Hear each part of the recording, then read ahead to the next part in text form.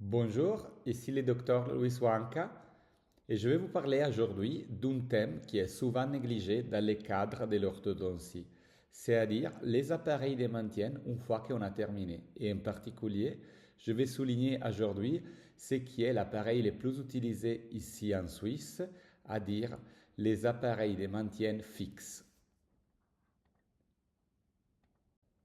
Selon les pays où on exerce, on peut avoir des différentes habitudes de maintenir les résultats orthodontiques. D'abord, c'est important de vous dire une chose.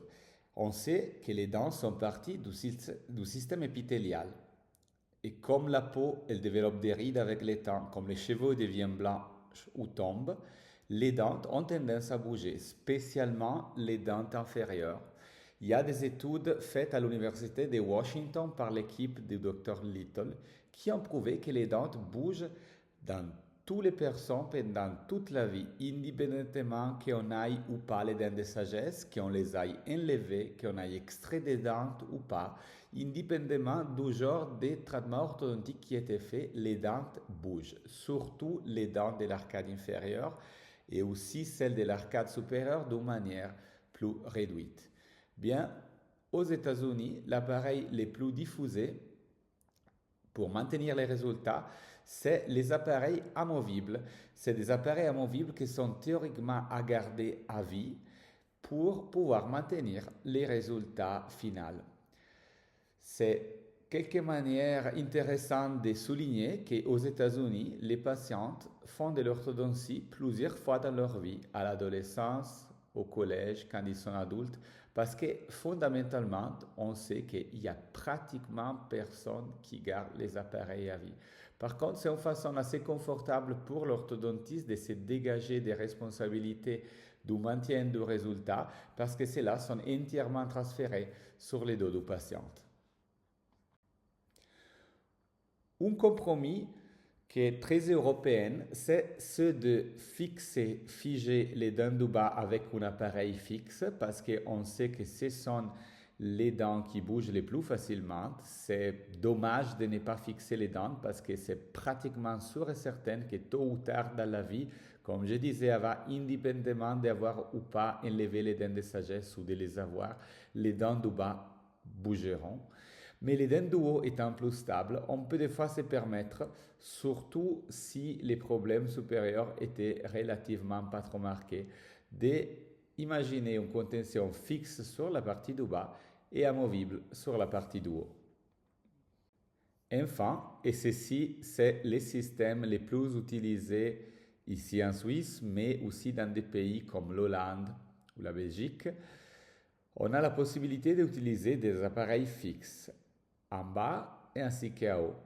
Moi, personnellement, j'adore cette situation de pouvoir fournir aux patients des systèmes fixes parce que je sais qu'une fois qu'ils se sont engagés pendant une période déjà assez importante, que ça peut aller entre une année, 2 ans, des fois 2 ans et demi, 3 ans dans les cas plus complexes dans une thérapie orthodontique, quand ils ont terminé, ils ont envie de lâcher prise. Et je ne me vois pas trop à leur demander de continuer à utiliser pendant toute la vie les appareils amovibles. La réalité, c'est que la plupart des patientes, au bout d'une année ou deux, ils lâchent prise. Ils perdent leur appareil amovible. Mais des fois, même plus tôt, ils laissent leurs appareils amovibles une fois à la maison quand ils doivent partir en vacances. Ils reviennent, ils ne montent plus trop bien et ils laissent tomber sans forcément prévenir l'orthodontiste. Donc, l'idée, c'est une idée très concrète, très pratique, celle de bloquer les dents à haut et en bas. Certes, expose l'orthodontiste, les docteurs à une co-responsabilité qu'après on va mieux définir vis-à-vis du patient, mais c'est quelque chose qui laisse l'âme en paix et laisse la conscience tranquille. Du point de vue professionnel, il n'y a pas que des bénéfices, carrément, mettre des appareils fixes empêche par exemple de passer les fils dentaires jusqu'à la base des dents. Ça fait partie des éléments à mettre en compte quand on décide ce type de contention. Je ne sais pas si, comme moi, vous avez aimé cette série, La Casa de Papel. Les refrains disaient I don't care at all, c'est-à-dire je m'en fiche, voire c'est un peu l'attitude que des fois j'ai aperçois dans certaines parties de la profession du moment qu'on veut c'est l'avènement des les responsabilités sur les maintiens des résultats orthodontiques, ce que je trouve dommage. C'est un peu l'idée si on décide de donner un appareil amovible. Au moins, c'est comme moi personnellement, je l'aperçois. Parce que c'est une situation un peu spéciale où on se retrouve à déléguer entièrement au patient la responsabilité, style comme il a fait Ponzio Pilato quand il a dû choisir à propos de la condamnation de Jésus-Christ ou pas. À différence d'une prospective toujours incitant des sources religieuses chrétiennes dans les spécifiques. Il y avait un prêtre qui vivait dans les hauteurs de Florence, en Italie, s'appelait Don Milani. C'est une figure très, très intéressante, un prêtre qui est allé éduquer des enfants des campagnes. Dans son motto, sa devise, c'était I care. Donc, on peut avoir eye care aussi carrément si on décide d'utiliser des appareils amovibles. L'important, c'est avoir à cœur son propre patient. Mais dans notre profession, je vois trop souvent, très, très, trop souvent, l'idée des appareils amovibles comme une pure manière de se dégager de toute responsabilité, tandis que les appareils fixes nous laissent engager dans une mesure raisonnable. On verra bientôt un article de littérature qui parle justement de comment partager les responsabilités entre l'orthodontiste, les patients et les dentistes ou l'hygiéniste qui va suivre les patients probablement pour la vie. Des contentions, on en parle depuis toujours. Ces images que vous voyez sur l'écran avec cet acronyme EHA, EHA, c'est Edward Hartley Engel, c'est un des pères fondateurs, si pas les pères de l'orthodontie moderne, qui est un début du siècle. Écrivait ou décrivait et dessinait des manières un peu rudimentaires de maintenir les résultats finaux des dents. Imaginez-vous, après une rotation, une bague à garder à vie avec des systèmes qui empêchent à la dent de pivoter à l'arrière dans la position dans laquelle il venait, ou de manière un peu plus cachée, entre guillemets, avec des bagues autour des canines et une barre qui bloque les dents d'un côté à l'autre. Ils avaient compris déjà en début du siècle que ce n'est pas seulement question de bouger les dents, c'est aussi question de réussir à maintenir la position finale des dents. Aujourd'hui, depuis l'introduction dans les années 80 des éléments collés, on arrive à coller des fils sur la partie interne des dents. Souvent, ce sont des fils, on était pendant très longtemps des fils tressés, comme ceux que vous voyez ici. Après, on verra plus tard pourquoi aujourd'hui ils ne sont plus trop recommandés, ces fils tressés classiques. Et puis, un bout de colle qui fige chaque dent sur les fils pour empêcher des macro-mouvements.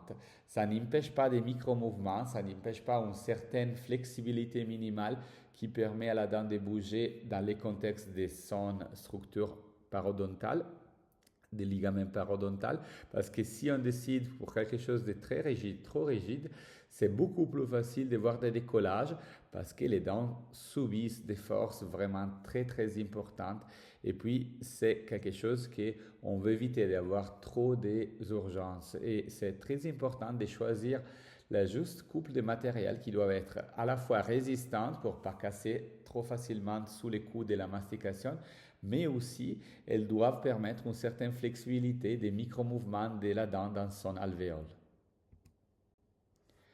Ceci, c'est une autre forme très, très scénographique. Quelle est pour moi les limites de ce type de contention classique, pour autant qu'elle soit jolie, élégante et tout? C'est que très souvent, elle ne passe pas dans les micro-détails de l'embrayure qu'on voit entre un dent et l'autre. Et du coup, la partie des passages entre les mesiales et les distales, qui est notamment fait si que deux parties rondes se relient entre elles, si on a un fil qui passe droit, ça devient une source d'attrapage des fibres, des morceaux de cacahuètes, des nourritures en général. Et quand ces morceaux sont assez importants ou durs ou grands, ça peut même déformer les fils qu'il y a entre un dent et l'autre. La déformation n'est pas anodine parce qu'elle peut amener des activations du fil qui peut à la fois faire bouger les dents. Ceci spécifiquement, c'est le fil que j'ai eu dans ma bouche pendant 15 ans. Il avait cassé entre une canine et une incisive latérale. Je ne l'ai jamais réparé pour après être mon premier patient avec les gouttières il y a 12 ans. Et puis, vous voyez, c'est en forme un peu particulière.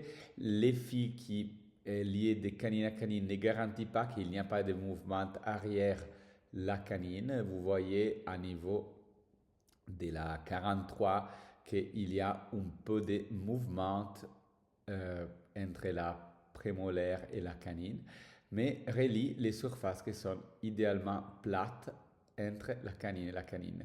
C'est rare qu'on aille plus à l'arrière de la canine. C'est le cas, par exemple, quand on fait des cas d'extraction, parce qu'on a extrait des dents et utilisé cet espace pour fermer et recouler des dents qui étaient peut-être un peu trop à l'avant, où ils avaient un excès de chevauchement.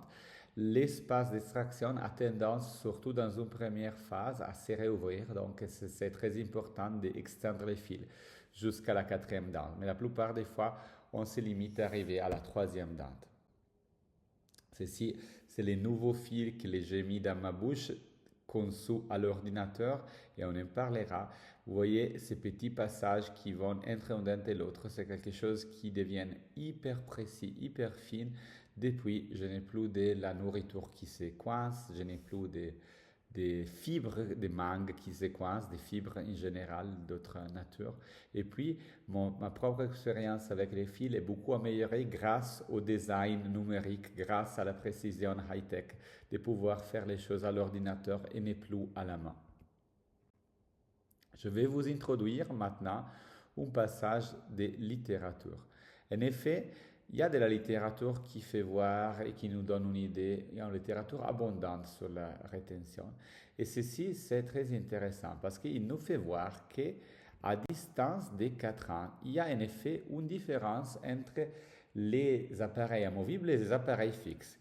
Pensez que ce même groupe de recherche, ils avaient fait les mêmes études à 2 ans de distance pour conclure à 2 ans de distance de la fin de la thérapie, il n'y a aucune différence entre appareil amovible et appareil fixe, mais déjà à 4 ans de distance, pas à 10 ans, juste à 4 ans de distance, ils ont trouvé des différences significatives. Dans cette image, là où vous voyez FR, ça c'est pour Fixed Retainer, et là pour VFR, c'est Vacuum Formed Retainer, à dire les SX, les Vivera, si on veut utiliser un nom commercial, ces appareils amovibles style gouttière avec la nuit.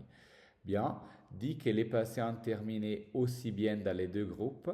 Les patients avec les Vivera, avec les appareils amovibles, montrent une augmentation du chevauchement à distance de 4 ans de la fin de la thérapie, tandis qu'à niveau de la situation des plaques gingivales, la situation de santé gingivale est pareille dans les deux systèmes. Dans cet autre article, qui compare des patients qui ont eu pendant 20 ans, ça c'est un article très intéressant parce que c'est rare de trouver des articles longitudinaux qui nous font voir la durée dans le temps d'un outil. Les 75% a encore eu encore dans la bouche le retainer et les 15% il l'a perdu. Il faut aussi dire que la manière de coller les appareils de maintien dans les années 90, c'était pas exactement la même que dans les années 2000. Donc, il y a quelque chose qui a sûrement amélioré entre-temps. Mais ce qu'ils ont trouvé, c'est que pratiquement la moitié de ces 60 patients, ils n'ont jamais eu aucun souci avec leur retainer. Vraiment, jamais eu besoin de les revoir, de les faire réparer. Quelqu'un avait fait réparer une fois, quelqu'un avait fait réparer plus d'une fois et 25% l'avait perdu. On peut dire 50% n'a jamais eu de problème, 25% l'a perdu, 25% a eu au moins une fois un problème dans sa vie. Et la vraie différence, c'est que les patients qui ont perdu l'appareil, ils montrent une irrégularité à niveau des incisives majeure, décidément majeure de celles qui l'ont encore. C'est peut-être donné, mais c'est ce qu'on disait avant. on n'a pas un appareil fixe dans la bouche, bref, les dents bougeront ou plutôt ou plus tard dans la vie. Dans cette image prise dans le même article, ils nous font voir aussi que la présence de l'appareil ne s'est pas associée à une facilité à la rétention du tartre. À dire, il y a des grands producteurs de tartre qui seront grands producteurs de tartre indépendamment de la présence de l'appareil fixe ou pas. Il y a des patients qui ont une tendance à accumuler facilement, que ce n'est pas forcément l'appareil qui va lui empirer la situation, à dire qui est propre, qui est sale, entre guillemets.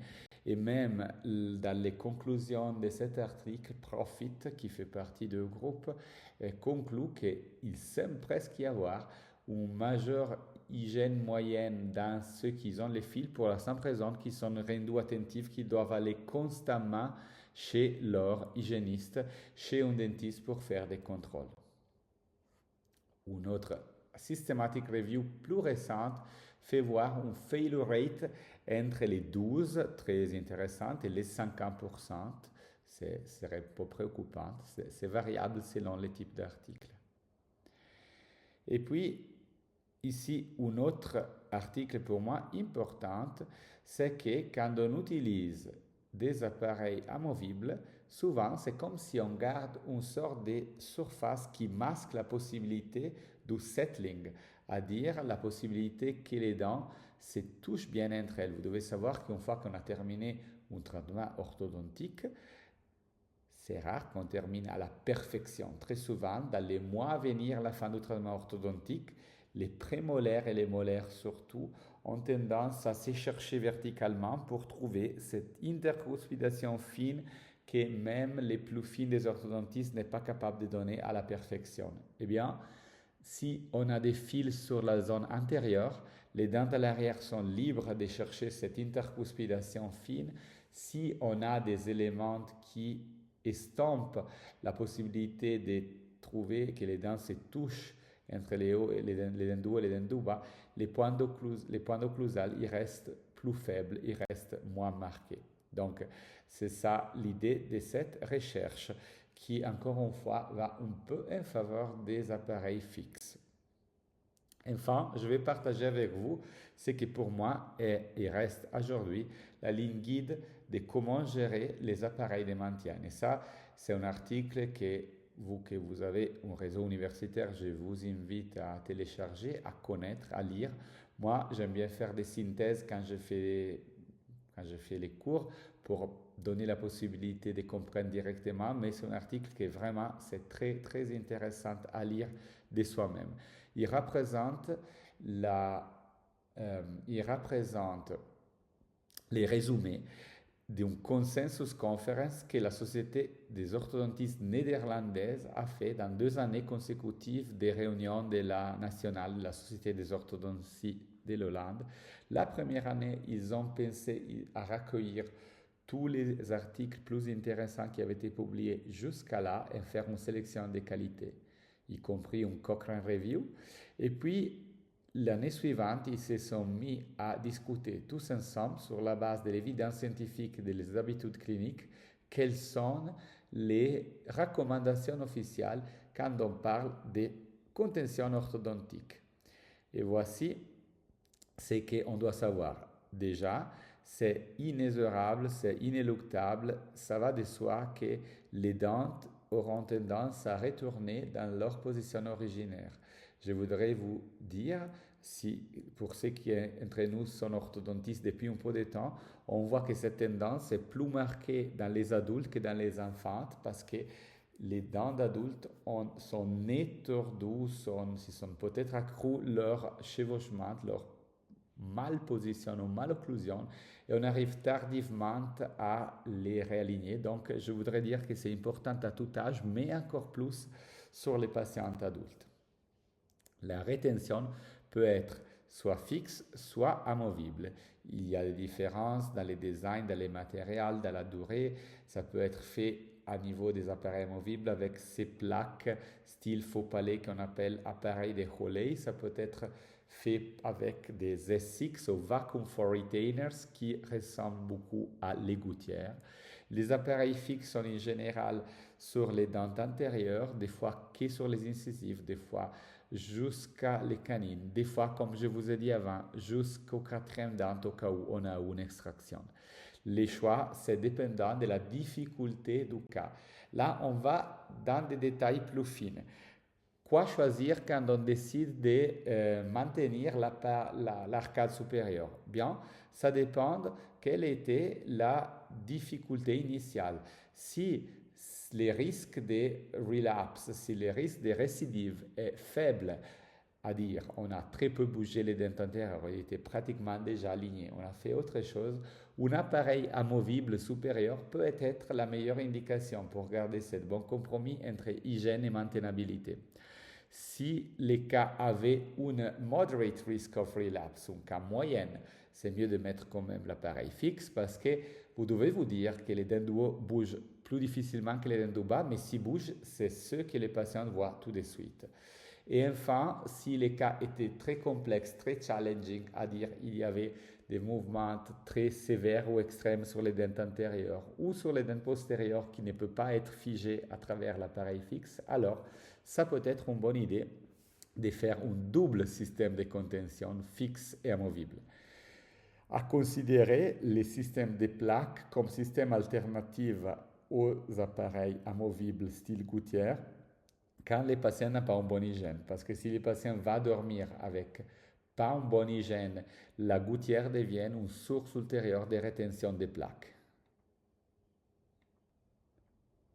Quand on parle de l'arcade inférieure, on ne parle même pas d'appareil amovible pour l'arcade inférieure.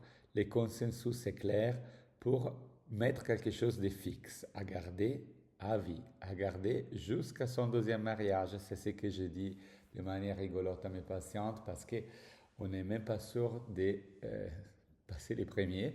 Donc l'idée c'est que jusqu'à quand on a envie que les dents restent droites, on a besoin d'avoir quelque chose de collé sur la partie interne des dents. Et comme pour la partie supérieure, si les cas étaient très difficiles, challenging, alors c'est une meilleure idée d'avoir un double système de maintien, fixe et amovible, mais sachant qu'en général, il n'y a qu'une qui est suffisante. Mais si par exemple, imaginez les fils cassent et vous avez un double système de maintien, les dents ne bougent pas parce qu'il y a la gouttière qui à la fois maintient la position finale des dents et permet de donner le temps au patient de contacter le dentiste pour une réparation du fil là où il pouvait être cassé. Et sinon, l'autre situation qu'on pourrait avoir, c'est comme les fils n'arrivent pas à niveau des prémolaires et molaires sur les côtés. Des fois, si on a fait des mouvements d'expansion très importants et on ne fait rien à niveau de contention, il y a un recul assez rapide. Et du coup, la gouttière maintient cette dimension expandue postérieure.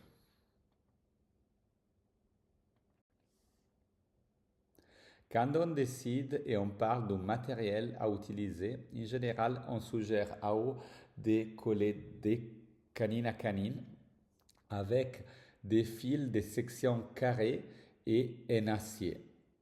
Ça, on verra après les détails.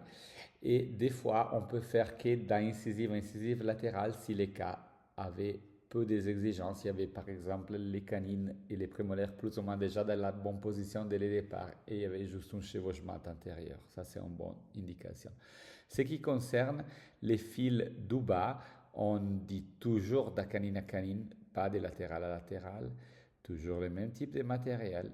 Et puis, éventuellement, si les patients avaient très très peu de risques de mouvements, ils suggèrent de faire que sur les canines et pas sur les autres. Mais disons, faites attention à ce design parce qu'il a juste 2 points de collage et peut, au cas où on fait faillite, disons, faillir direct. Tandis que si on a un fil qui est collé sur 6 dents, même si une dent se décolle, en général, les fils maintiennent la position et avec un peu de chance aussi, la dent ne bouge pas trop de la position finale si une dent a décollé et on arrive facilement à les récupérer et à les rebloquer et à les recoller singulièrement. En ce qui concerne les amovibles, la seule vraie différence, c'est entre les designs. Les patients préfèrent nettement les gouttières parce qu'elles sont plus jolies et faciles à utiliser et gérer. Par contre, si l'hygiène n'est pas bonne, c'est mieux d'utiliser des appareils style les plaques de Olay. C'est conseillé de voir les patientes dans les premières 2-3 mois après qu'on a terminé parce que c'est surtout au début qu'il y a des récidives potentielles. Donc, on veut contrôler tout de suite que les résultats soient maintenus et après de les voir pendant les premières années ou 2 ans. Et puis, une fois qu'on a terminé, quelque manière, les responsables deviennent les patientes même qui avec sa langue doit tester, checker que les dents ne bougent pas, mais surtout qu'il n'y a aucun défaut au niveau de la colle et du fil. Et puis, ça peut être aussi l'hygiéniste ou le dentiste qui suivra les patients pour le reste de la vie parce que eux seront les collègues qui plus souvent verront la contention. Et puis, c'est le devoir de tout le monde, même de ceux qui ne s'occuperont jamais d'orthodontie, de savoir reconnaître les bons états ou pas d'une contention orthodontique pour soit la réparer vous-même, soit l'adresser chez l'orthodontiste qui peut toujours être une personne de référence pour les réparations. Enfin, et ça c'est la chose plus importante, c'est un triangle de responsabilités partagées, c'est du maintien du résultat orthodontique entre les patientes même, l'orthodontiste, les dentistes ou l'hygiéniste qui va les suivre. Et il faudrait ajouter une quatrième chose. Il y a des fois des choses impondérables. Il y a des choses qui sont sous les contrôles de notre profession. Il y a des choses qui sont sous les contrôles du patient qui doit éviter par exemple de mordre des carottes avec les dents antérieures, de la nourriture dure avec les dents d'avant pour éviter les casses. Mais il y a des choses qui peuvent tout simplement se passer indépendamment de la volonté d'un patient. Et de nous, imaginez un carie qui se développe sur une dent, il faut décoller, recoller les fils. Imaginez des événements majeurs pathologiques. Imaginez une perte des dents postérieures avec des problèmes paraux, perte de dimension verticale et surcharge sur les dents antérieures qui se retrouvent à ce moment-là à être penchées vers l'avant. Imaginez la persistance d'une déglutition atypique qui n'a pas été possible d'être rééduquée et qui continue à pousser les dents toute la vie vers l'avant, vers l'avant, vers l'avant jusqu'à la création de petits espaces entre les dents ou d'une béance entre les dents du haut et les dents du bas. Il y a certaines choses qu'on ne peut pas contrôler. Et c'est aussi important de les souligner et d'en parler aux patientes. Comme toujours, tout ce qu'on dit à l'avance, c'est de la science. Tout ce qu'on dit après, c'est une excuse. Du coup, la chose principale, c'est une communication claire et nette. Personnellement, j'ai fait signer des consentements informés spécifiques pour ce qui concerne les appareils de maintien parce qu'il s'est avéré être une source de pertes économiques pour les cabinets, la prise en charge de ces patientes basée sur un malentendu. Et du coup, c'est important que les patients le sachent en vrai dès la première visite orthodontique. Dès la première visite orthodontique, lors de la formulation du devis, je spécifie bien que les appareils de maintien, c'est partie même de la thérapie orthodontique et que c'est à comprendre comme responsabilité du côté du patient pour le reste de sa vie. Sinon, je ne dis pas que c'est inutile qu'il fasse les traitements orthodontiques, mais on n'est pas loin. Et donc, c'est très important que les patients l'aillent au clair. Et comme plein de choses dans notre profession, c'est la communication claire qui fait la différence. Donc, ceci sont des formes des appareils fixes. Comme je vous disais, un peu d'or classique. Il y en a dans celle d'où vous voyez aussi du composite qui est mis sur les fils dans les points de passage entre les dents. Je ne suis pas vraiment fan de ce genre de blocage parce que ça risque de coincer encore plus la nourriture. Je préfère laisser exposer la partie entre une dent et l'autre, mais certes avec quelque chose qui suit d'une manière un peu plus fine les embrasures entre une dent et l'autre. Là, je vais introduire un thème qui est le thème de quand quelque chose ne va pas. Parce que dans la littérature orthodontique, on a pu réaliser qu'il y a des fois des conséquences inouïes et inattendues du traitement orthodontique. Ceci, c'est une slide qui est repris dans le premier article qui a été proposé par une équipe de Berne avec un collègue de la République tchèque à propos de quelque chose qui n'était pas du tout attendu, à dire un dégât iatrogénique inattendu suite à une déactivation du fil orthodontique qui a causé ce penchement vers l'intérieur. Nous on appelle techniquement il y a eu du torque couronno-lingual, mais aussi du torque radiculo-vestibulaire qui a créé une sorte de récession importante et ce penchement énorme au niveau de la 43. Vous voyez que la dent est terminée carrément hors de l'os. À cause de quoi? À cause d'un fil. C'était nécessaire de les reprendre à niveau orthodontique pour les remettre à l'intérieur de l'os. C'est seulement 4 ans plus tard, en 2016, qu'un groupe guidé par le late Bill Profit, Bill Profit, c'est un peu la référence de l'orthodontie. Il nous manquait quelques années plus tard, c'est un de ses derniers articles, publie cet article qui dit carrément qu'il y a des problèmes que ça se passe avec les appareils linguales fixes. Vous voyez, c'est 2016, on les fait depuis 30 ans. C'est après en 2012 qui apparaît les premiers articles, 2016 que la profession commence à en prendre conscience. C'est vrai, que vous sachiez, ça reste encore presque les seuls articles qui ont été publiés. Et du coup, il nous montre une série de problèmes qui peuvent se passer avec les connexions fixes. Si des fois on s'imagine des problèmes simples comme la casse d'un appareil, un fil avec la liberté des dents de bouger là où ils sont cassés, des fois ce sont des problèmes plus importants comme ce qu'on avait vu dans l'article publié avec des auteurs suisses. Et on voit ces mouvements réciproques typiquement notamment du fil qui voit les dents aller d'un côté vers l'intérieur, de l'autre côté vers l'extérieur. C'est comme une détorsion du fil qui très souvent laisse comme dents innocentes les incisives centrales du bas et puis la détorsion, ça se passe aux extrémités. Ce n'est pas forcément une obligation, mais c'est souvent le cas dans des systèmes de détorsion classiques. Donc, voilà, on voit ici une lingualisation importante de la canine de la 43 et une vestibularisation de la 33. Et puis, dans ces cas spécifiques, on voit une situation opposée. Même avec un fil plat, on ne peut pas dire que c'est que les rondes industrielles, mais c'est très souvent les rondes industrielles qui causent ça. Puis ici, on voit un problème avec un fil classique bloqué sur les canines.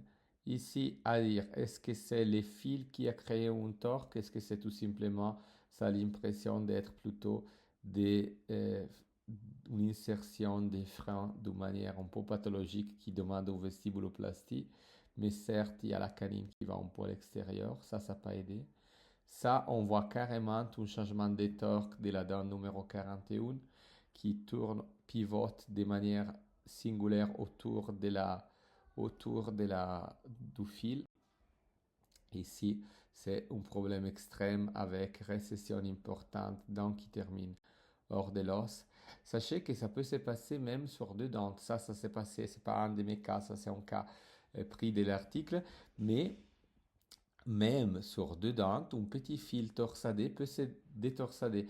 Ici, c'est un fil torsadé industriel, donc c'est une occurrence de la wire syndrome qui se passe surtout avec les fils torsadés industriels, tandis que moi, ça s'est passé aussi avec des fils ligatures métalliques que j'avais torsadé moi-même, et puis j'ai eu cette même occurrence sur un de mes cas. Ça peut donner des effets aussi à la verticale, dans le sens que la détorsion, en changeant les torques, peut créer aussi des open bites. Et voilà, c'est vraiment beaucoup de fois la même chose. Ça, c'est les groupes des collègues français qui ont appelé ces problèmes le wire syndrome. On voit encore une fois, mais sur des cas différents, plein de fois la même chose, des changements vraiment, ça c'est iatrogène sûrement, une incisive qui penche autour du fil et change carrément de torque.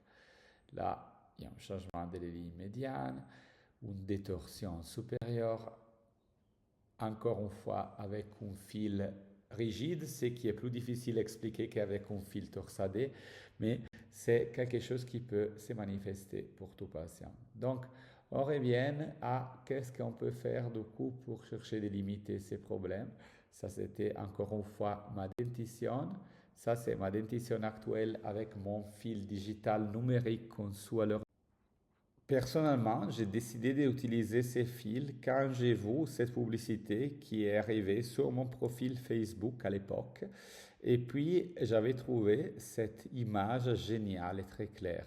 Il faisait voir comme, à l'aide de quelque chose de conçu à niveau numérique, on pouvait choisir exactement où on veut mettre les fils et surtout avoir un profil qui va suivre de manière spectaculaire l'anatomie dentaire. Et ça, c'est pour moi la chose qui fait la différence. Pour moi, ça, c'est le niveau de supériorité nette des les fils conçus à l'ordinateur par rapport aux fils qui ne sont pas conçus à l'ordinateur.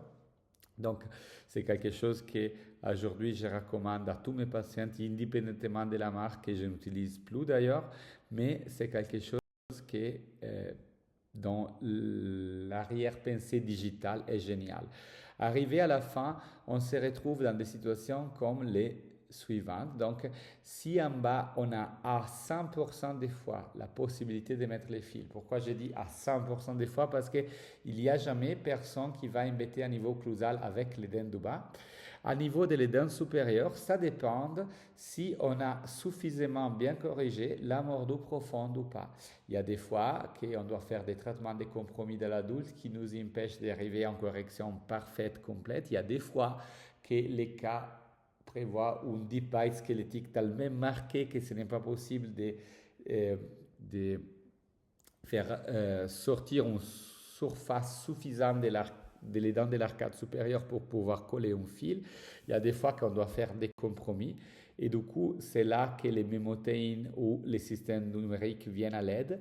Les limites de ce système qui est magnifique à niveau de conception digitale, c'est que c'est un système monoplanaire coupé au laser sur un seul plan. Mais la vérité, c'est que des fois, ça nous est très utile de ne pas rester surtout sur le même plan, mais aussi aller un peu en haut, en bas, en haut, en bas. Du coup, l'idée, c'est qu'on peut choisir les dents target. Là, vous voyez un de ces exemples où je vous disais, on arrive jusqu'à la première prémolaire. Donc, les fils peuvent s'extendre jusqu'à la première prémolaire.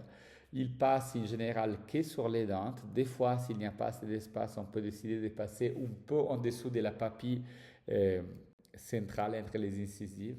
Quand il y a des altérations de forme, imaginez un dent indente ou cette sorte de dents jumelées des fois qui font aussi qu'on a des extracuspides palatines ou ces patientes, souvent, vous savez qu'il y a des dents qui ont des formes selon l'ethnicité du patient. C'est très typique des patientes sud-américaines ou asiatiques d'avoir des dents en pelle avec une sorte de creux sur la partie intérieure. Bien, n'importe comment il est la dent de notre patiente, on arrive à niveau numérique à l'entourer, à la contourner et à pouvoir coller quelque chose qui est pratiquement parfait sur mesure. C'est de la haute couture, c'est quelque chose de, pour moi, génial. Et je ne pourrais pas même passer. Il y a des fois, comme je vous disais, des limites, c'est-à-dire qu'il faut passer en dessous de la papille si on n'a pas assez de place.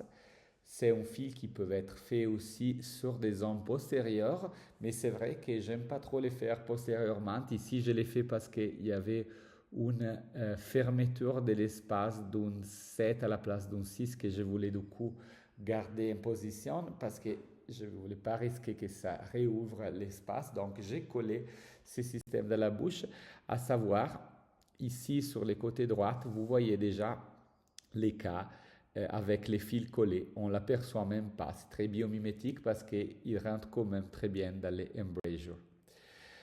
Ça peut être utilisé aussi sur des cas parodontales, à savoir une chose, quand vous, orthodontistes, il vous sera demandé, ceux qui entre vous deviendront des orthodontistes, il vous sera demandé, est-ce que tu peux me faire un splint pour cette patiente parodontale? Maintenant, au début, je disais, oui, oui, moi je m'en occupe, je sais mieux le faire que vous, les parodontologues, et puis je peux les faire avec des outils que probablement vous n'avez pas accès, mais sont faits parfaits sur mesure pour les patientes. Je me sentis un super-héros. Mais la vérité, c'est que l'utilisation de cet outil dans les patients paro expose les dents, mais indépendamment de l'outil, ça peut être quelque chose de rigide, fixe. C'est l'effet même que les patientes aient des dents parodontales, l'élément qui risque de donner des décollages plus fréquents. Pour la simple raison que, imaginez que vous, une dent en général, il est placé pour 2 tiers dans l'os et un tiers à l'extérieur. Et du coup, on a quelque chose de bien entouré, bien résistant, que quand les dents subissent des éléments de déflexion, ne font rien du tout à l'os. Par contre, quand l'os il est bas, parce qu'il y a une récession importante, il y a moins des éléments qui restent dans l'os et les dents subissent beaucoup plus facilement des mouvements déplaçants que des fois, mais à la preuve la tenue de la contention fixe. Donc, juste une chose importante quand vous vous lancez dans des patients parodontales, c'est ça. Et d'ailleurs, ce type de système peut être conçu aussi sur des cas que pour X raisons ne veut pas bouger les dents, mais veut figer la position actuelle. Notamment, ce n'est pas idéal de les faire quand les dents ne sont pas bien alignées, mais n'empêche qu'on peut les faire à l'occasion s'il y a des demandes, par exemple, du parodontologue. Imaginez-vous une patiente qui a un risque intrinsèque de bouger les dents, d'empirer la situation, mais on ne veut pas non plus que les chevauchements augmentent avec le temps. Donc, on peut tout à fait figer et suivre la malocclusion, même si on ne l'a pas entièrement corrigé, parce que les fils qu'on sont numériques, il n'a pas de préférence pour être plate ou pas plate. Il va juste suivre la surface qu'on veut qu'il suive. Si ceci, c'est la configuration de ce système qui s'appelle Memotein. Très intéressant le fait qu'ils avaient mis à niveau des dents des petits pics pour permettre à la fois d'avoir plus de rétention de la colle et si la colle décolle, que les patients la puissent apercevoir un peu mieux, ainsi que la possibilité d'aller bien dans les embrayures. Ce système, effectivement, c'est efficace. Ici, c'est un patient qui s'est retrouvé un morceau de colle dans son doigt et il me l'a amené parce que je puisse les réparer, remettre un point de colle. D'ailleurs, ceci c'est aussi la source d'urgence la plus fréquente, celle des dents des points de colle qui se décollent. J'utilise aujourd'hui ce type de système qui s'appelle Retain 3R. Il ressemble beaucoup au Memotein, c'est fait en Suisse. C'est pour moi un bijou suisse de la haute horlogerie suisse appliqué à niveau des appareils de maintien. La particularité de cette fil, c'est qu'il permet d'avoir aussi des plis sur la verticale et en conséquence, on arrive à compenser les limites d'être monoplanaire. Il est fait dans un titanium médical, un bêta titanium alloy compatible et puis il est vraiment dessiné pour suivre dans les micro-détails les éléments. Imaginez-vous ici, par exemple, dans une situation comme celui-là, avec un fil monoplanaire, j'aurais dû passer en dessous de la papille, tandis qu'avec un fil qui peut bouger aussi en vertical, je peux contourner la papille et puis baisser pour passer autour de la papille. Vous, de l'extérieur, on peut les voir comme ça. Vous voyez qu'il bouge aussi sur la verticalité, pas seulement sur la transversalité, sur l'horizontale. Au besoin, il passe autour de la papille. Ou imaginez dans des cas parodontales qu'ils ont ces fameux triangles noirs. Et si on passe à niveau droit, à niveau du triangle noir, on verrait carrément les fils entre un dent et l'autre, tandis qu'il y a la possibilité de descendre à la verticale. On peut éviter de laisser des parties exposées du fil.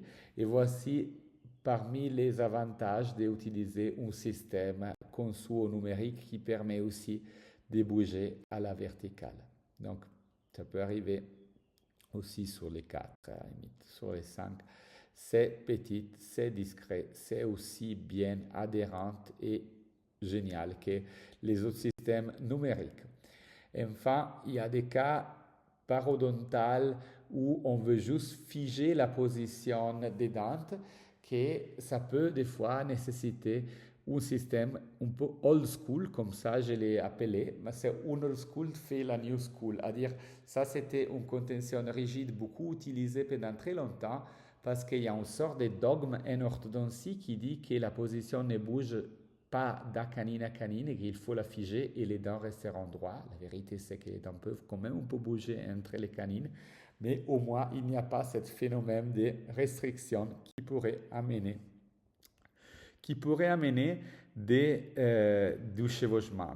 Et ceci, c'est une collection de fils cassés dans cette patiente bruxiste qui, avec des forces exercées d'une manière très importante, il décollait tout le temps, tout le temps, tout le temps.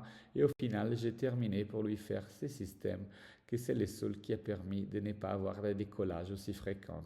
Probablement, les forces parasites qu'il appliquait à niveau de l'occlusion constamment ne nous aidaient pas trop. Enfin, une autre manière. Il a été proposé une machine d'alignement du fil, de préparation du fil à niveau industriel qui permet d'avoir une sorte de petit robot qui te fait pratiquement indirect les fils dès que tu as fait l'empreinte avec la facilité de les concevoir, d'identifier les plans d'occlusion, d'identifier la longueur et pratiquement dans cette machine, il y a un fil qui passe dans un petit robot et une fois qu'on a conçu et approuvé le design, il y a ce petit robot qui plie petit à petit les fils pour suivre la, la forme des dents. C'est une différence par rapport à ces autres fils numériques que je vous ai dit dans un cas, il était coupé à niveau industriel, dans l'autre cas, il était préconçu comme ça. Quand on doit plier, on a toujours une limite. Et là, vous voyez les pliages qui se fait en direct. D'ailleurs, un fil rond qui devrait être banni, qui permet de recréer en direct, au bout de quelques secondes, un fil qui soit parfaitement adapté.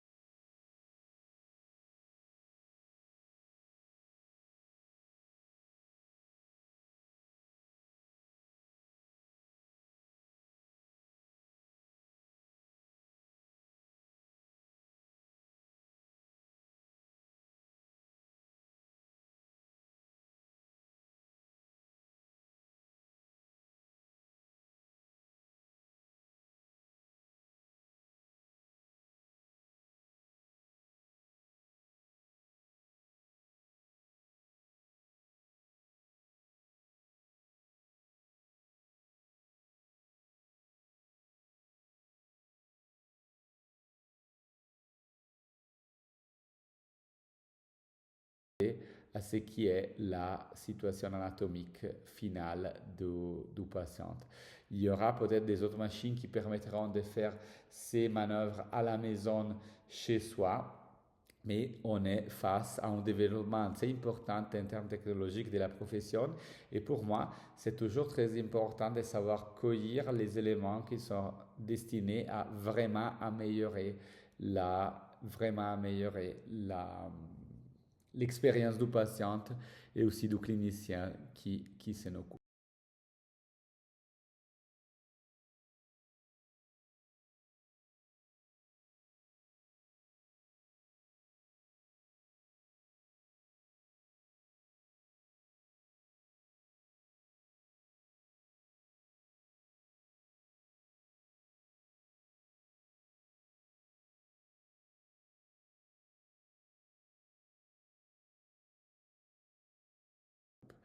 Donc, voici que je termine cette course sur la contention, axée surtout sur la contention fixe, qui est la contention que vous verrez le plus fréquemment dans votre vie, surtout si vous exercez ici en Suisse et peut-être un peu moins si vous exercerez ailleurs.